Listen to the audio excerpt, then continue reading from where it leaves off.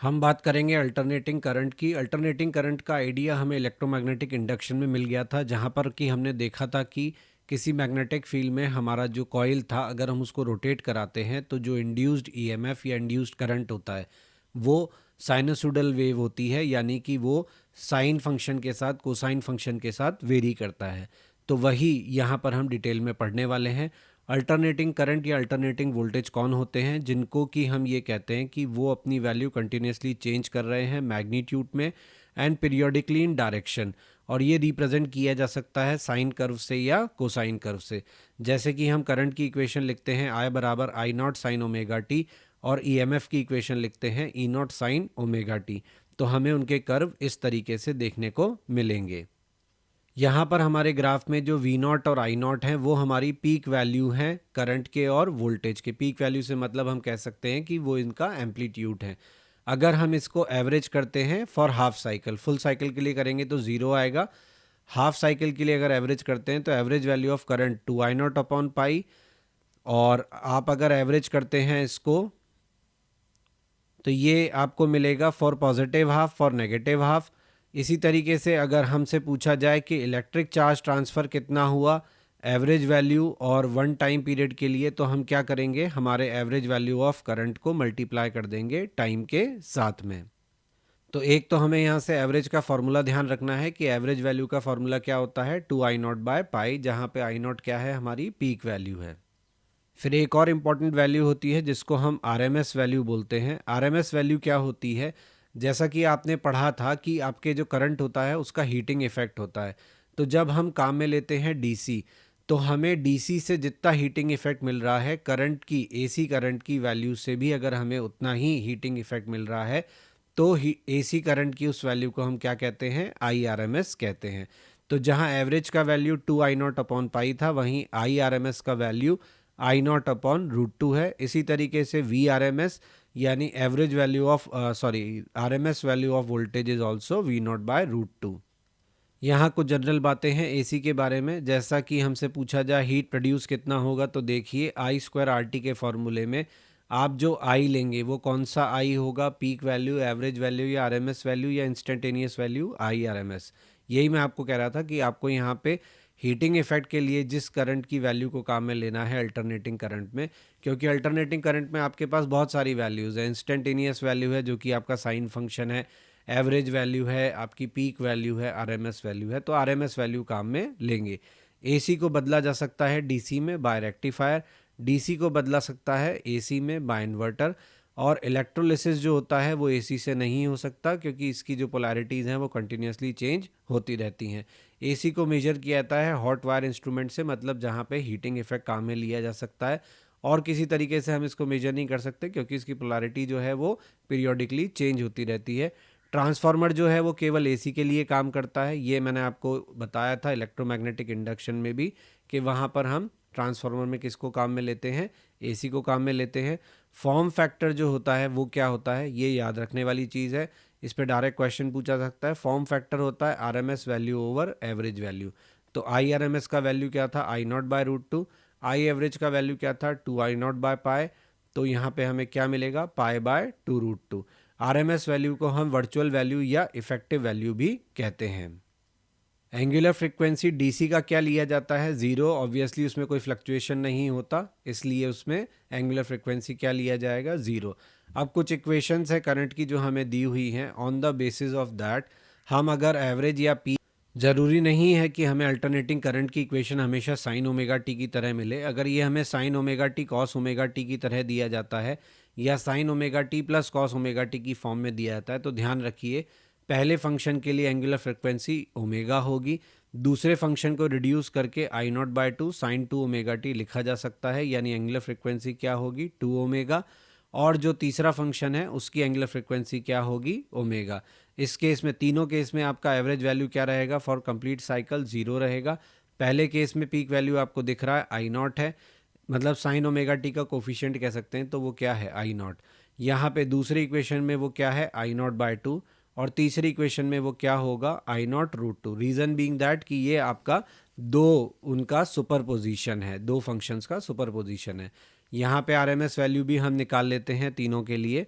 तो हमें बारी बारी से तीनों के लिए आरएमएस वैल्यू मिल जाएंगी। ये इसलिए बताया है ताकि अगर इक्वेशन किसी बदले हुए फॉर्म में आए तो आप कंफ्यूज ना हो और आप फंक्शन को देखकर अपना आंसर डिसाइड कर सकें। Let's talk about measurement of AC. Measurement of AC जैसे मैंने कि आपको बताया कि डीसी के केस में मूविंग कॉइल इंस्ट्रूमेंट काम में लिया जाता है, एसी के केस में हॉट वायर। मूविंग कॉइल आप समझ गए, मूविंग कॉइल गैल्वेनोमीटर जिसमें डिफ्लेक्शन टाउ बीना साइन थीटा टॉर्जनल कांस्टेंट वाली बात याद आ गई आपको। ये किस पर बेस्ड होते हैं? तो डीसी मीटर बेस्ड होता है मैग्नेटिक इफेक्ट ऑफ करंट पे। हीटिंग इफेक्ट वाला हॉट वायर इंस्ट्रूमेंट जो है वो हीटिंग इफेक्ट ऑफ करंट पे बेस होता है। रीड क्या करते हैं? तो DC meter average value read करता है, AC meter RMS value read करता है, क्योंकि इसके लिए तो एवरेज वैल्यू साइकिल की ज़ीरो आएगी। अगर हम इसे यूज़ करते हैं एसी सर्किट में डीसी मीटर को, तो ये क्या रीड करके देगा? ज़ीरो, क्योंकि एवरेज वैल्यू ऑफ एसी क्या होती है? ज़ीरो। अगर एसी मीटर में हम एसी और डीसी करते हैं तो भी मीटर क्या करेगा? प्रॉपरली वर्क करेगा, क्योंकि एसी हो या डीसी ये तो हीटिंग इफेक्ट पे काम कर रहा है, तो दोनों केस में गर्म करके ये आपको रीडिंग देगा। यहाँ पे डिफ्लेक्शन का डीसी मीटर में क्राइटेरिया क्या होता है कि डिफ्लेक्शन जो होता है वो प्रोपोर्शनल टू करंट होता है, लीनियर रिलेशन होता है। यहाँ पे डिफ्लेक्शन किसके प्रोपोर्शनल होता है? हीट के। और हीटिंग किसके प्रोपोर्शनल होती है? आई स्क्वायर आर एम एस के, यानी रिलेशन क्या है? नॉन लीनियर है। यहाँ पे स्केल जो होता है डीसी मीटर में उसका यूनिफॉर्म सेपरेशन होता है, एसी मीटर में सेपरेशन यूनिफॉर्म नहीं होता। ऑब्वियसली लीनियर रिलेशन नहीं है तो यूनिफॉर्म सेपरेशन नहीं होगा। तो अब हम अपना बेसिकली जो चैप्टर है वो स्टार्ट करते हैं। रिएक्टेंस और इम्पिडेंस, यहाँ पे कई चीज़ें हैं जो हमें जाननी है। रिएक्टेंस क्या होता है, इम्पिडेंस क्या होता है? तो देखिए आपके सर्किट में ऑपोजिंग फैक्टर तो है करंट का, लेकिन वो रेजिस्टेंस नहीं है, रेजिस्टेंस जैसा है। तो आप वहाँ पे क्या निकालते हो? रिएक्टेंस बोलते हो, उसको रेजिस्टेंस नहीं बोलते हो। और जब आपके रिएक्टेंस और रेजिस्टेंस दोनों प्रेजेंट होते हैं तो जो रिजल्टेंट होता है उसको हम इम्पिडेंस बोलते हैं। बाकी हम आगे देखते हैं। फेज़र, फेज़र के बारे में आपने सिंपल हार्मोनिक मोशन में सुना है। फेज़र क्या होता है कि जैसे हमारी इक्वेशन थी ई नॉट साइन ओमेगा टी, तो ई नॉट साइन ओमेगा टी को हम रिप्रेजेंट कर रहे हैं एक वेक्टर से। वेक्टर का जो कह सकते हैं एम्पलीट्यूड है, ये वेक्टर जो है ये एंगुलर फ्रिक्वेंसी से रोटेट करेगा। जो आपकी इक्वेशन की एंगुलर फ्रिक्वेंसी है उसी फ्रिक्वेंसी से ये वेक्टर सर्कुलर पाथ पे रोटेट करेगा। इसका एम्पलीट्यूड आपके फंक्शन की पीक वैल्यू के बराबर होगा, ठीक है। तो किसी भी टाइम टी पर इसका जो प्रोजेक्शन है वाई एक्सिस पर वो आपको क्या देगा? उस फंक्शन की इंस्टेंटेनियस वैल्यू देगा। इसका जो लेंथ है वो equal to amplitude of alternating quantity है या पीक वैल्यू के बराबर है, और जो प्रोजेक्शन है वाई एक्सिस पे वो आपको क्या दे रहा है? Instantaneous value. फेज़र को हम क्यों यूज़ करते हैं? क्योंकि हमारे एसी सर्किट में हमारे पास बहुत सारे कॉम्बिनेशन होते हैं, pure resistive, pure capacitive, pure inductive, और आर एल, आर सी और एल सी आर सर्किट।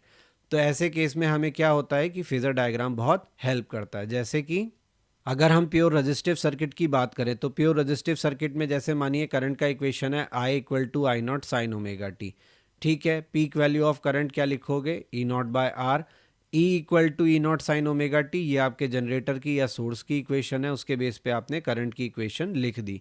तो यहाँ पे क्या हुआ? आपका करंट और आपका वोल्टेज दोनों ही किस में है? सेम फेज में है।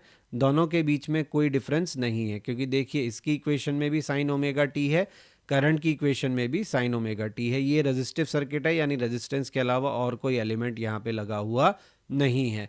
तो आप यहाँ पे अपने ईएमएफ को या अपने वोल्टेज को इस तरीके से रिप्रेजेंट करेंगे।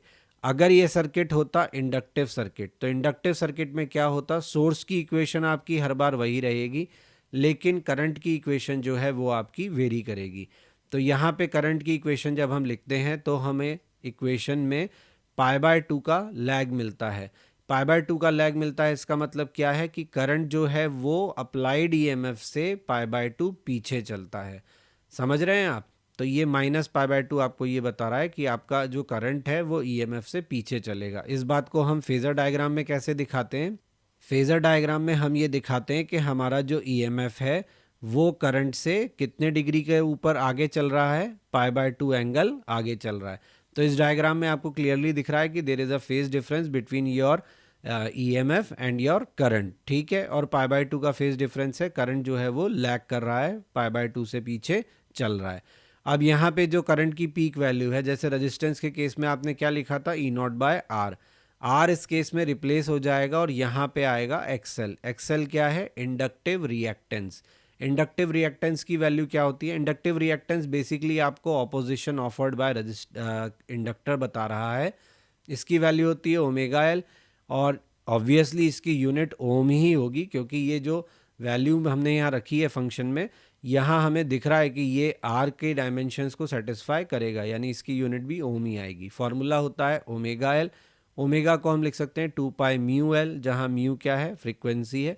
इसका मतलब इंडक्टिव रिएक्टेंस जो है हमारा वो प्रोपोर्शनल टू फ्रीक्वेंसी है और प्रोपोर्शनल टू इंडक्टेंस है। तो अगर हम फ्रीक्वेंसी वर्सेस एक्सएल का ग्राफ बनाते हैं तो वो एक लीनियर ग्राफ होता है, यानी फ्रीक्वेंसी बढ़ने पर एक्सएल की यानी इंडक्टिव रिएक्टेंस की वैल्यू भी बढ़ेगी। तो दो बातें याद रखने की हैं। पहली बात तो ये कि करंट जो है वो लैग करता है π/2 से।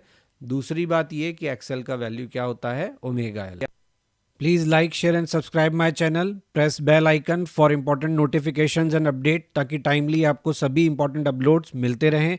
आप हमारा ब्लॉग भी विजिट कर सकते हैं, दैट इज़ क्वेश्चन नहीं बनता blogspot.com, जहाँ पे आपको सभी लेक्चर्स के रिटन फॉर्मेट में जो नोट्स हैं वो अवेलेबल हैं और क्वेश्चंस के सोल्यूशन अवेलेबल हैं। आपको कोई सजेशन है तो आप मुझे मेल कर सकते हैं। मेरा मेल आईडी यहाँ दिया हुआ है। फेसबुक पेज और इंस्टा पे आप टिप्स ऑफ द डे के लिए ज्वाइन कर सकते हैं।